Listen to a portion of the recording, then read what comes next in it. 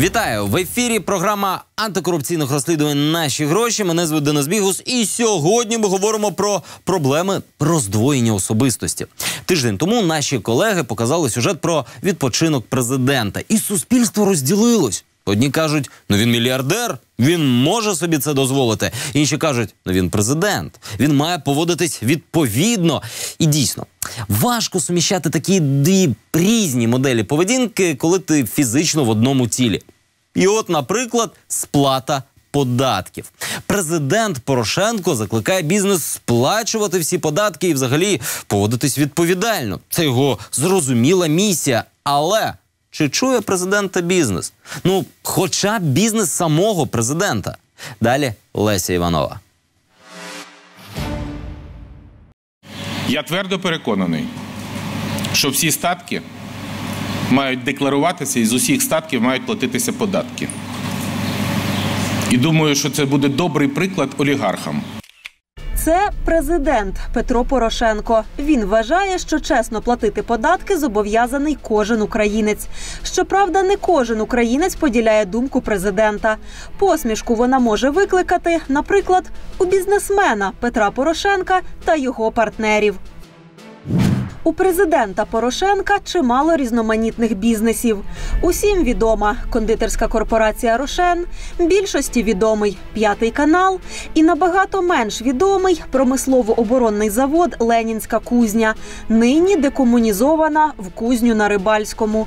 Це один з найстаріших заводів Києва. Ним Порошенко володіє спільно зі своїм давнім другом і партнером, народним депутатом Ігорем Кононенком. Кузня – підприємство промислове. Основна його спеціалізація – будівництво і ремонт суден. Від цивільних вантажних до артилерійських бронекатерів. Прошу на катер. Бажаю здоров'я. Ось Порошенка катають на катері, який кузня виготовляє для прикордонників. Озброєний кулеметами. Екіпаж 5 чоловік. А це ходові випробування бронекатера «Юрза» для українського військового флоту. Сподіваємося, що на кінець року ми будемо мати в своєму складі вже 6 одиниць, а це фактично дивізіон малих броньованих катерів. З початком війни на Сході кузня фокусується на військовій техніці. Тут створюють бойові модулі та бронемашини. Система наведення кулеметної установки дозволяє вести прицільний вогонь як вдень, так і вночі. А нині на виставках кузня демонструє навіть гранатомети й зенітні установки. Через методи ведення бізнесу кузня потрапила до поля зору нашої програми ще минулого року. Восени ми розповідали, як 3 державні бронетанкові заводи злили 100 мільйонів гривень на фірму-прокладку, після чого гроші незаконно обготівковувалися і зникали. На ту ж прокладку перераховувала кошти і кузня. Я не пам'ятаю, щоб там назву компанії. Ми отримуємо комплектуючі мінімум 1500 компаній, з якими ми співпрацюємо. Тому якусь конкретну назву, яка поставляє якісь деталі. А тим не менше, конкретно у 2016 році кузня на Рибальському перерахувала конкретно оптимум спецдеталі, цілком конкретні 7 мільйонів гривень за запчастини. Фірма, котра навряд чи існувала інакше, аніж на папері. Там нема нікого. Це офіс просто юрадрес. Фірма, чиї псевдопостачальники – обнальні ями. Підпишеш документи і все буде хорошо. Більше того, організатори схеми виявилися пов'язаними із президентським заводом. Здавалося б, основними покупками промислового заводу мають бути виробничі матеріали. Але у 2013, 2014 і 2015 роках на рівні зі сталлю, підшипниками та навігаційними приладами кузня неочікувано закуповує близько 3000 тонн сиру. Сиру? Російський і голландський, твердий і плавлений, у дірочках та з перцем. Сир – це один із найпопулярніших продуктів на столах українських споживачів. Щороку заводи виготовляють десятки тисяч тонн цього продукту.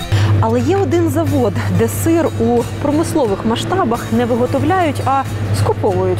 Це президентська Ленінська кузня. Там сиру накупили стільки, що кожен працівник заводу, від директора і до прибиральниці, мав би з'їдати по 7 кілограмів цього молочного щастя щодня упродовж 3 років. 3000 тонн сиру, а ще сухе молоко. Загалом, за нашими даними, за 2 з хвостиком роки кузня витрачає на них понад 220 мільйонів гривень. Це трохи менше половини усіх видатків промислового заводу. Сиру купують не просто багато, а більше за будь-що інше. 2013 рік на кузні виробляють металоконструкції для мостів та освоюють автоматичний гранатомет. Але третина від усіх закупівель – сир на 70 мільйонів гривень.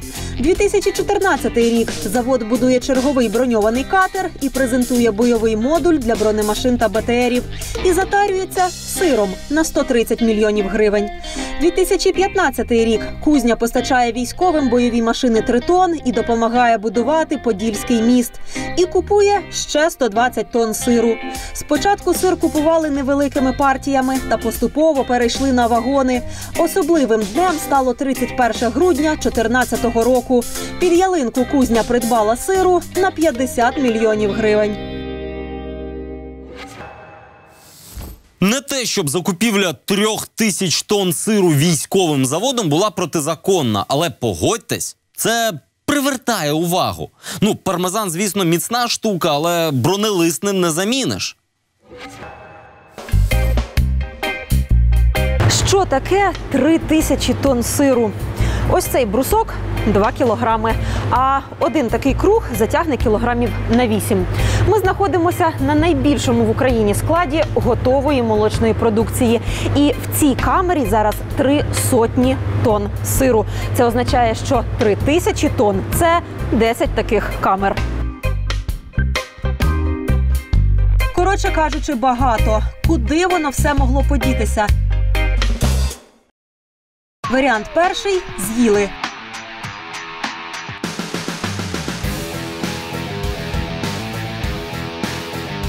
Фізично неможливо навіть в теорії. На кузні в той час працювали в середньому 350 людей. Це по 7 кіло на душу в день. Чисто сиру, навіть не бутербродів. Варіант другий – закопали. Тобто зберігають десь на складах недоторканним запасом. Це теж навряд. Від 2 до 6 градусів сир зберігається 6 місяців. Варіант третій – комусь продали. У кузні, як не дивно, є такий вид діяльності, як торгівля молочними продуктами. Однак українським споживачам завод сиру не продавав. Серед власного експорту теж не значиться. Чи можуть власники кузні не знати про таку чудосію? Навряд чи. Але допитатися про неї, наприклад, у нардепа Кононенка не вдається. Депутат ніби як не в курсі. І його більше цікавить, як в курсі виявилися ми. Ігор Віталійович, а навіщо Ленкузні 3000 тонн сиру? Можете пояснити? А звідки ви взяли цю інформацію? Наші джерела нам повідомили, навіщо промисловому заводу 3000 тонн сиру. Спитайте на заводі. Спитали. В зв'язку з закінченням строку зберігання договорів, укладених у 13-14 роках, за вказаний період інформацію надати не можемо. Тобто 3000 тонн сиру промисловому заводу не запам'ятались. А ось постачальники сиру свої угоди пам'ятають. Група Мілкіленд, один з найбільших виробників молочки, підтверджує, сир кузні продавали, але не віддавали. Бо це взагалі історія не про сир, а про податки. Мы через завод экспортная Ленинская кузня экспортировали товар. Да, мы отдавали им товар, после этого забирали его на комиссию на компанию ДП «Мілкіленд Украина», и она отправляла на экспорт. В результате мы решали свои проблемы с возмещением НДС. В тот момент была борьба господина Клименко, да, о том, чтобы завести всех под жесткие системы, да, то есть налоговые ямы. Нам надо было платить, нести взятки, грубо говоря, в администрацию, да, налоговую, для того, чтобы нам что-то возмещали. Или мы договаривались с теми, у кого был НДС, и внутри Украины делали такие зачеты. А тепер простими словами. Коли фірми-експортери продають товар за кордон, то держава має компенсувати їм податок на додану вартість. Має, але живі гроші не віддає, накопичуються борги. Тоді компанія, якій держава винна компенсацію податків, іде до іншої фірми, котра навпаки сама винна податки державі. І на папері продає свій товар їй. А потім у якості посередника ніби як допомагає своєму ж покупцю товар експортувати. Тоді держава стає винна ПДВ уже оцій другій фірмі. А оскільки вона і сама винна податки державі, то виходить такий собі взаємозалік. У чому вигода для виробника? Він замість марного очікування ПДВ від держави отримує живі гроші від покупця. Але в чому вигода транзитному експортеру? Адже купуючи сир, він живими грошима втрачає ту ж суму, на яку скосив собі податків. Молочники пояснюють, йому роблять невеличку знижку на товар. На тот момент где-то было 5-10% от суммы возмещаемого НДС. 13 с копейками миллионов НДС, если мы говорим о 10%, то это 1 300 000. Наголошують, що це цілком законна оптимізація податків, вдаватися до котрої змушують українські податкові реалії. Щоправда, при цьому і суми транзакцій називають втричі меншими, аніж фіксуємо ми. Є два різних блока. На 80 миллионов были операции продажи и последующего экспорта. На 160 миллионов были операции відповідального зберігання і возврата товару. У цій версії зиск молочників зрозумілий. Вони втрачають трошки на знижці, але отримують більшу частину живими грошима. Незрозумілою лишається вигода кузні. Підприємство, у котрого чистий дохід від реалізації продукції за ті 3 роки складав $500 000, вкручується у складну схему заради $1 мільйона з копійками. Увага! Важливе оголошення. Під час підготовки цього сюжету ми спілкувалися з багатьма спеціалістами. З аудиторами великих компаній, з юристами, з податківцями, з контрподатківцями, тобто тими самими оптимізаторами. Ця схема має кілька варіантів. Від того, що можна назвати законною оптимізацією, до обготівкування і ухилення від сплати податків. Для того, щоб визначити, що саме конкретно там було, потрібно мати всю бухгалтерію всіх підприємств, а ми її, звісно, не маємо. Однак ситуація виглядає, м'яко кажучи, дуже підозрілою. Приблизно як людина, яка вночі вилазить з мішком з вікна. Це може бути пограбування, а може власник просто виносить сміття у такий дивний спосіб. Остаточно з'ясувати, що саме трапилось у справі Ленінської кузні, яка, втім, зазначу, за попередніми нашими розслідуваннями не гребує перерахуванням, наприклад, на фіктивні компанії, має все ж таки податкова. Однак саме вона цими справами і не цікавиться. Я твердо переконаний, що всі статки мають декларуватися і з усіх статків мають платитися податки. І думаю, що це буде добрий приклад олігархам. Це, як ви пам'ятаєте, співвласник кузні президент Петро Порошенко. Той самий, котрий вважає, що чесно платити податки зобов'язаний кожен українець. Великий бізнес має жити за правилами. Жити за правилами – це означає платити податки. Це співвласник кузні, народний депутат Ігор Кононенко. Він вважає, що чесно платити податки зобов'язане кожне підприємство. А це знову він же тікає від запитань про сир, через який кузня свої податки оптимізувала. Навіщо промисловому заводу 3000 тонн сиру? Спитайте на заводі. А це юрист Центру протидії корупції Андрій Савін. У минулому співробітник податкової міліції з 8-річним стажем. І він пояснює, що схема взаємовигідної допомоги в реальному житті може бути набагато цікавіша, ніж у поясненнях її учасників. Теоретично ця схема може існувати, однак лише ось в цій частині. Оскільки є питання, яка економічна вигода від цієї фінансово-господарської операції. Вигода для виробника-експортера, як ми вже зазначали, очевидна. Він знаходить спосіб отримати те, на що має право за законом. Хоч і не від держави, а від іншої фірми. А от із зиском цієї іншої фірми складніше. Покупець, який втрачає свої грошові кошти, отримує право на податковий кредит. А головне, що відсоток від продажу цього сира на експорт, він незначний. Тобто прибуток він дуже низький. Економічна вигода для учасників стає відчутнішою, якщо схему трохи розширити. На практиці ця схема існує. І існує ця схема завдяки тому, що грошові кошти покупця за цю продукцію, вони, скоріш за все, будуть переведені в готівковий обіг. І цей покупець отримує готівкові грошові кошти. І, знову ж таки, постачальник і пов'язані особи отримують відсоток. У випадку, якщо гроші конвертуються в готівку незаконно, схема перестає бути нешкідливою для бюджету. Безтоварні незаконні операції, і в результаті цих операцій особи отримують неконтрольований державою прибуток, тобто кеш. І з цього кешу податки не сплачуються, і знову ж таки це збиток державі у вигляді несплачених податків. У судовому реєстрі ми знаходимо цілу низку кримінальних проваджень з аналогічними історіями. 6 різних фірм із 4 різних областей, так само як і кузня, купували податковий сир. Фіскали розцінили це як ухилення від сплати податків.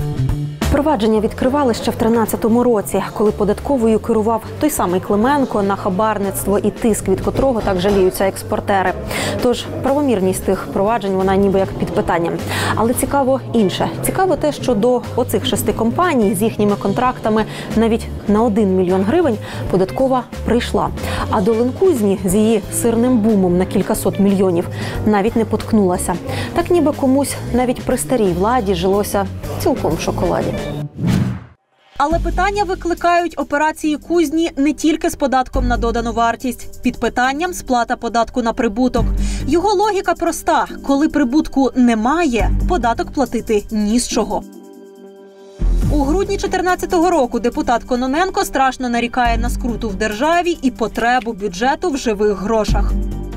Основная проблема в том, что действительно в государстве нет денег. На сегодняшний день все люди должны, как бы это пафосно ни звучало, засучить рукава и работать на страну. Просто другого выхода нет. Ви от радили людям засучити рукава, так? Так. Ви особисто за цей рік засучили рукава? Я мав на увазі в першу чергу бізнес. Що бізнес, по-перше, бізнесу потрібно створити умови, які ми не створили на сьогоднішній день. Для власного заводу Кононенко умови явно не створив. Кузню, принаймні офіційно, важко назвати прибутковим підприємством. Останні 15 років завод, навіть попри сирні підробітки, звітує або збиток, або копійчаний прибуток. А копійчаний прибуток – копійчані податки. Але якщо подивитися не у звітність, а на спосіб життя директора кузні, то одразу розумієш, справи на заводі не такі вже й погані. Мы привлекаем дополнительных субподрядчиков, скажем, это те предприятия-контрагенты, которые под нас уже заказывают новые системы, новые приборы, новые какие-то другие средства связи. Ай-яй-яй, новий сир забув. Це Валерій Шандра. Він очолює кузню ось уже 15 років поспіль. Завод в основному збитковий. Зарплатня директора незахмарна.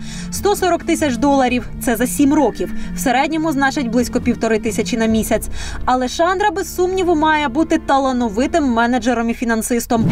Інакше як за роки керівництва офіційно збитковим заводом, без податкових схем і обготівкування він розжився?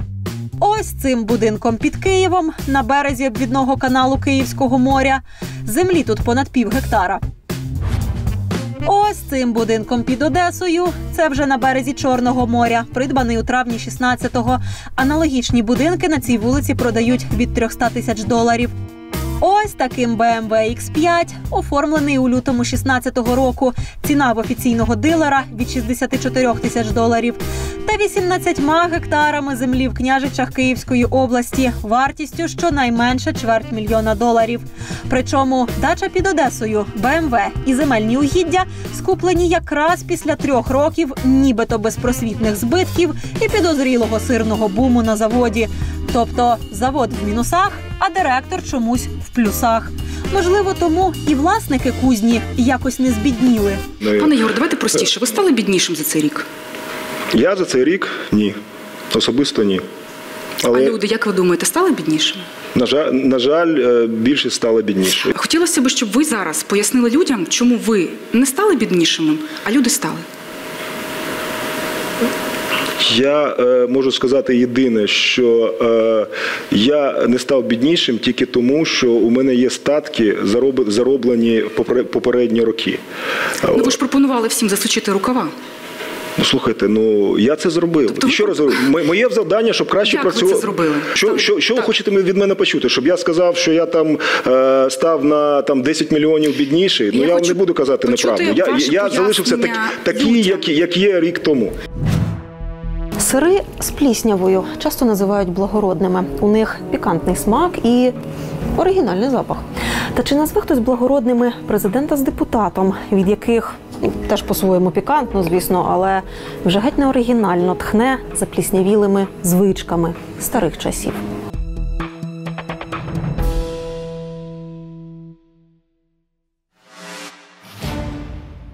Наостанок кумедний, як на мене, момент. Окей, оптимізація у 2013 році за часів Клименківської податкової, вона йшла під девізом «А що робити?